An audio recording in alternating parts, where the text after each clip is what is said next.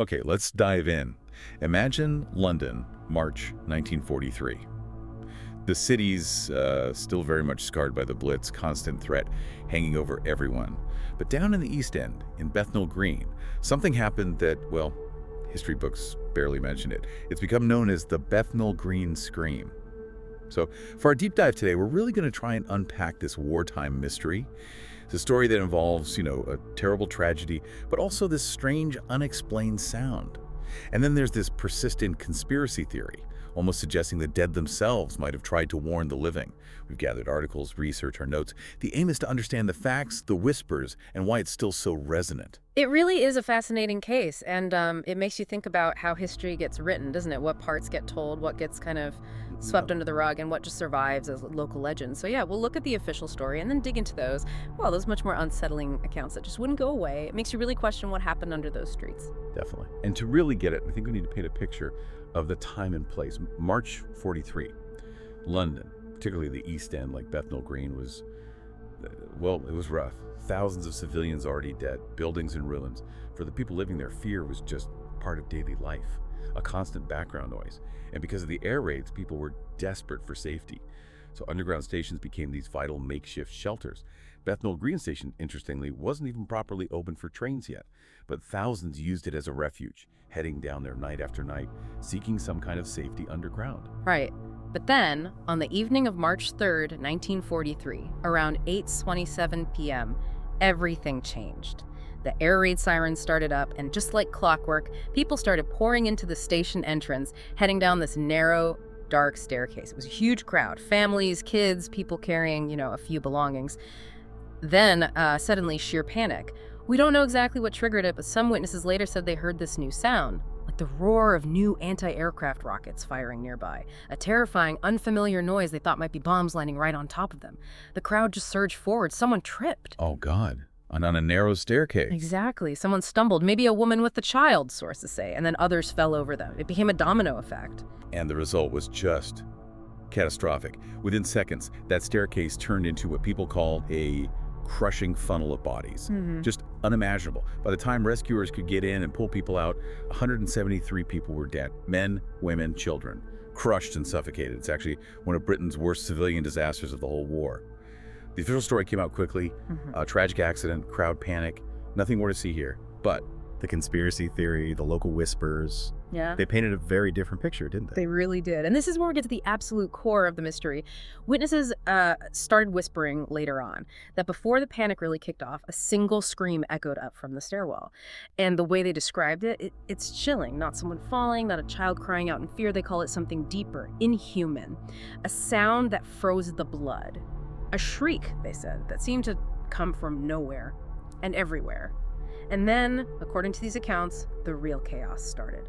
That description, inhuman, from nowhere and everywhere. It sounds almost supernatural, but how do we square that with the sheer terror of the moment? Couldn't it just be sound distorted by panic and fear? That's the million-dollar question, isn't it? Was the scream the cause of the panic, or was it some kind of premonition, a ghostly echo of the horror that was just seconds away? The thing that makes it so hard to dismiss is the consistency. You have different people, unrelated, describing this really weird, specific sound in remarkably similar ways. Right, and then you add the layer of how the official story was handled. It gets even murkier. Exactly. For decades, the official records barely mentioned the scale of the tragedy, let alone this scream. Wartime censorship was intense, strict rules about not harming public morale. Bad news was often downplayed or completely suppressed. So the scream just vanished from the official narrative. Completely. You look at the official inquest, the reports, the word scream is nowhere to be found. And people who survived, who tried to talk about hearing it, they reported being told they were imagining things, that it was just the chaos or were basically just silenced. But while the official story was quiet, the legend grew among the locals. It became this whispered truth. For them, the Bethnal Green Scream wasn't just noise, it was an omen, a warning. It really makes you wonder what they were trying to keep quiet. Fear of panic or something else? Precisely. If these stories were actively suppressed, what was the underlying fear? Okay, so let's unpack this scream. If we take these accounts seriously, what were the actual theories that started bubbling up about what it could have been? Well, several distinct ideas emerged over time. The first one, and maybe the most dramatic, is the ghostly premonition theory. This leans into the paranormal. The idea is that the scream was like a psychic echo, maybe a time slip, or what some call the stone tape theory, where intense trauma kind of imprints itself on a location. So in this view, the scream was literally the sound of those 173 souls crying out just before they died. Chilling stuff. Wow. Okay, that's heavy. What else? Then you have a much more grounded but almost more sinister theory, a wartime experiment gone wrong. This theory suggests the scream wasn't a ghost but a weapon, or at least related to experimental tech. Bethnal Green wasn't far from areas where they were testing new rockets, new sirens, so the conspiracy goes, what if the government was secretly experimenting with infrasound? You know, low-frequency sound waves that are below human hearing but can supposedly cause feelings of panic, nausea, even hallucinations. Did a test go wrong and accidentally trigger the crowd? Was the scream some kind of auditory artifact of that? Gosh, if that were true, Yeah. it changes everything. It's not just an accident anymore. It's potentially a catastrophic government error covered up. The implications for trust are huge, especially in wartime. Absolutely. It raises massive questions about accountability. Of course, there's also the more psychological explanation, mass hysteria. The idea here is that in such extreme stress, people can experience collective auditory hallucinations. The siren, the fear, the crush of people. Maybe the scream wasn't objectively real, but imagined collectively by terrified people already primed for panic. That sounds plausible too under the circumstances. It does, but the counter-argument is always that consistency. Why did so many different people describe it in such a specific, unusual way? Inhuman, like the tunnel itself screaming. That's harder to explain away purely as individual hysteria. Okay, any other main theories? The last major one kind of bundles things together. A deliberate cover-up by authorities. This suggests the scream was real. Maybe it was paranormal, maybe it was technological, but the government actively suppressed any mention of it. Why? Well, maybe to stop rumors of hauntings spreading panic. Maybe to hide secret weapons tests. Or maybe just the simplest explanation, to maintain morale and control during a really fragile time in the war. Anything unexplained could be dangerous. Yeah, that makes sense too. Avoiding anything you can't neatly explain, especially in wartime, just to keep people calm. Maybe not a grand conspiracy, just cautious information management. It's definitely possible. But then you hear the power in those survivor accounts, even if they were dismissed officially. They carried so much weight in the community. We have quotes like one survivor saying, it weren't like a person, it was like the station itself screamed, like the tunnel was alive. Another insisting, it came first, before the fall, a horrible cry, and then we all went mad. And there was even a local priest who later recalled parishioners confessing, years later, that they truly believed they'd heard the voice of death that night. These stories became the heart of the alternative narrative, kept alive in the shadows. So the official memory is one thing, but this other memory, the one with the scream, persisted. Does it still persist today? Is the station still associated with this? Oh, absolutely. Bethnal Green Station is fully operational now. Thousands use it every day, probably mostly unaware of the history beneath their feet. But for ghost hunters, paranormal investigators, it's considered a majorly haunted location. They report hearing unexplained screams, especially on the stairs. People talk about sudden, intense cold spots near where the crush happened, even claims of feeling phantom hands tugging at their clothes as they go down the stairs. Seriously. Phantom hands. That's the claim.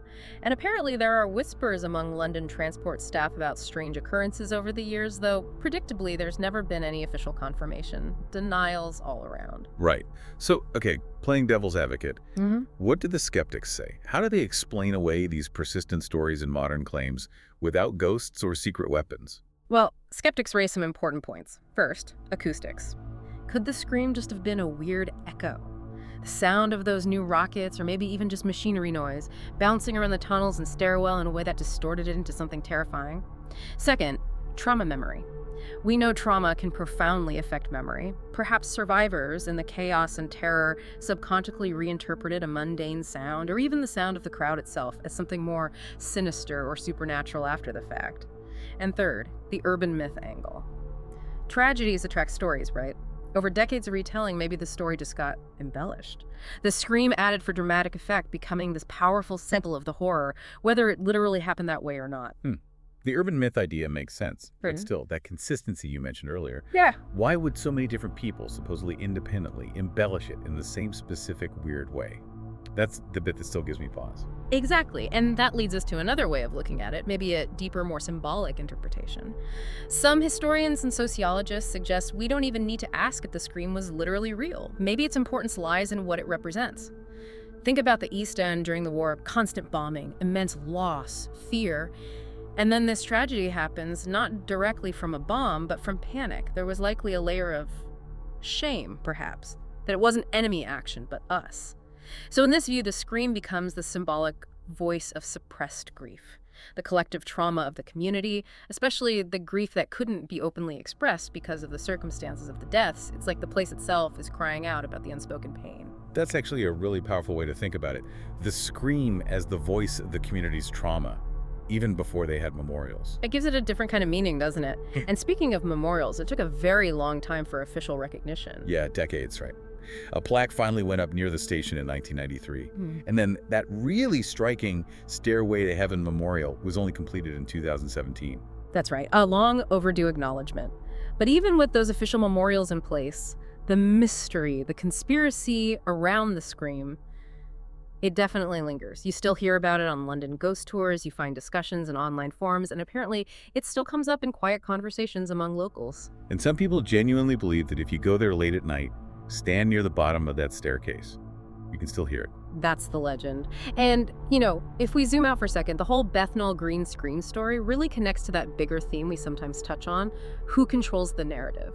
The gatekeepers of history, of truth. It forces you to ask, was information suppressed just to keep wartime morale up? Was it to hide something specific, like experiments? Or was it simply because the idea of a potentially supernatural scream was just too weird, too unexplainable for the official record? So at the end of the day, what does this all really mean? It makes you question how much of the history we read is the full story, and how much is just the parts that we're allowed to be told. How much is silence? The facts are brutal. 173 people died in Bethnal Green Station that night, almost all civilians, so many children. Officially, a terrible accident born of panic. But unofficially, for many people then and now, it felt like something darker, that scream from nowhere, the panic that maybe didn't have a rational trigger, and the sense of a cover-up that left more questions hanging in the air than answers. So was it just fear itself, echoing in those wartime tunnels? A sound distorted by terror? Or maybe, just maybe, was it something else? The dead themselves, somehow crying out before they fell. What would you have believed if you'd been there in the dark?